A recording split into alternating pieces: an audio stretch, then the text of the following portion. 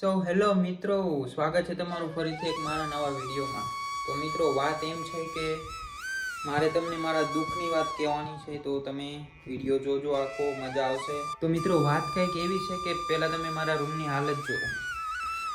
જો એમને બધું રણ વિખર પડ્યું, બધા કપડાં એમ પડ્યા છે, ખાવાનું જો આ બપોરનું એમને પડ્યું હતું, ને જો આ એક રૂમ છે મારો. અને આ જો મેન વસ્તુ આ જો કે ઉત્તરાયણ જતી રહી છે એના કેટલા દિવસ થઈ ગયા, લગભગ 4-5 દિવસ થઈ ગયા. અને પતંગ જો, પતંગ એમ જ પડી, ફિરકી એમ જ પડી, મારું ટ્રાયપોડ એમ જ પડ્યું, કપડાં બેયને એમ જ પડ્યા. તો વાત એમ છે કે કામ કરવાનું આવે છે ફૂલ કંટાળો, બસ હવા નીકળ ગઈ. અને રોક્સીડોન ગયો છે એના ઘરે. તો મારે કાલ ઘરે જવાનો પ્લાન કર્યો છે, પણ કામ બધું કરવું પડશે, એમને તો મેકીને જવાશે ને.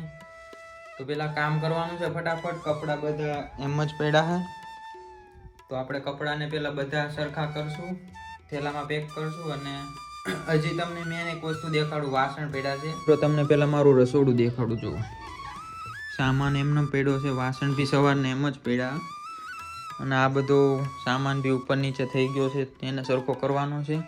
અને આપણે વાસણ બી ધોવાના છે. તો વાસણ એમને પડ્યા છે, પહેલાં આપણે એને ધોઈ દઈએ અને રસોડું થોડુંક ક્લીન કરી નાખીએ. ચલો, તો હાલો પેલા આપણે ઠામડા ખાઈ નાખીએ.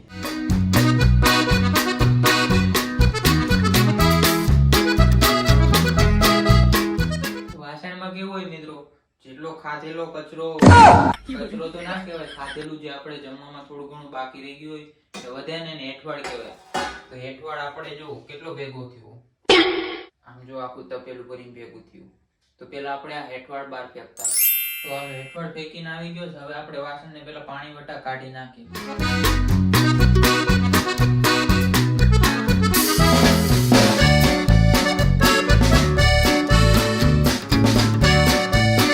હાલો, તો આપણું મિત્રો એક કામ કમ્પ્લીટ થઈ ગયું છે. જો તમે, વાસણ બધા ધોવાઈ ગયા છે અને સૂકવી દીધા છે. એટલે હવે સુકાઈ જાય ને ત્યારે આપણે એને હરખા ગોઠવી દેશું. અને આ સામાન હરખો કરી નાખીશ. અત્યારે દેખાડવું નથી તમને બ્લોગમાં, પણ ચલો હવે કપડાનું થોડુંક કમ્પ્લીટ કરીએ. આમ જો મિત્રો, હજી 2 વસ્તુ તો ભૂલાઈ ગયા ધોવાની. આમ જ થાકી જવાય. હજી વાસણ ધોઈ ગયો તો કમ્પ્લીટ, અને અહીંયા પડ્યા તે આપણું ખ્યાલ જ ના રહ્યો. જુઓ, તો હાલો આ ધોઈ નાખીએ. ઘડીકમાં 2 જ મિનિટમાં આવું. ભાઈ ખાલી વાસણ ધોઈને આવ્યો ને ત્યાં થાકી ગયો. બોલો, એકલા બધું કામ ના થાય. જોકે અત્યારે આપણો ભાઈબંધ રોક્સીડોન છે તે ઘરે ગયો છે, એટલે વાંધો ના આવે, એકલા કરું છું. બાકી 2 જણ હોય એટલે થઈ જાય, વાંધો નથી આવતો. અને જો અત્યારે ભૂખ લાગી ને તો કચરિયું ખાઈ લો થોડું. 2 અઠવાડિયા થઈ ગયા લાવેલું પડેલું, 500 ગ્રામ લાવ્યો હતો, હજી નહીં પૂરું થયું. બોલો, એકલા હું ખાવું? अभी मैं गाली नहीं दे सकता. नहीं, गाली नहीं देना. अब फैमिली ઘરે રહેતા હોય ને બધા હોય તો જલ્દી પૂરું થઈ જાય. એમ તો રહ્યા અમે નર્સિંગ વાળા, એટલે બધી જાતનો એક્સપિરિયન્સ કરવો જરૂરી છે. બધી જાતનું એટલે કોઈ ઊંધું ના સમજતા, લાઈફના બધી જાતના એક્સપિરિયન્સ કરવા જરૂરી છે, અને બધા કામ આવડતા બી હોવા જોઈએ. મિત્રો, અમુક લોકોને આ વિડીયો બોરિંગ લાગતો છે, તો ખમો તમને એક ઇન્ટરેસ્ટિંગ વસ્તુ દેખાડું. એટલે આ દરવાજો બંધ કરી દઉં, લાઈટ બંધ કરું. ઓકે, આ દરવાજો બંધ કરી દઉં, આ દરવાજો બંધ કરી દઉં. હવે એક મજાની વસ્તુ એ છે કે રાત માટે મેં એક વસ્તુનો જુગાડ કરેલો હતો. જુગાડ તો નહોતો કર્યો, પણ જો તમને એક વસ્તુ દેખાડું. તમને કંઈ દેખાય છે અહીંયા? એમને નહીં દેખાય. 1 મિનિટ, લાઇટ બંધ કરું. ઓર અંધેરા, યા દેખો, હનુમાન દાદા. વાવ, લાગા ને બાકી જોરદાર.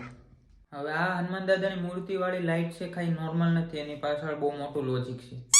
તમે સૂતા હોય ને, રાતે તો લાઈટ ચાલુ હોય, ત્યારે તમારી રાતે કદાચ ઊંઘ ઉડે તો તમને હનુમાન દાદા દેખાય.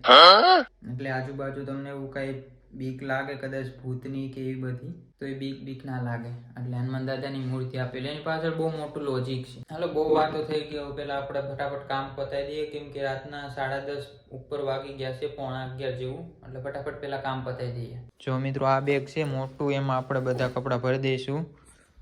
જેટલી જરૂર છે એટલા જ લઈ જશું. 3-4 દિવસ પછી પાછું આવવાનું છે. એટલે મિત્રો, બેગ ક્યારનું આપણું પડ્યું હતું, અંદરથી જો PCM ની સીટ નીકળી આવી.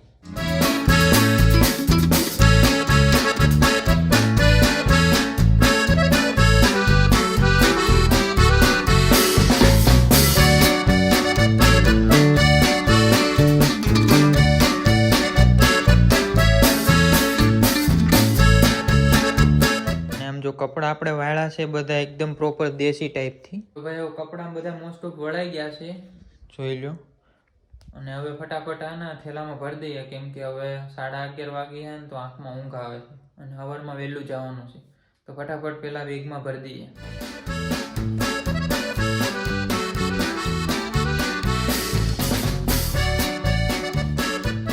लेकिन ये साला कर क्या रहा है यहाँ पे?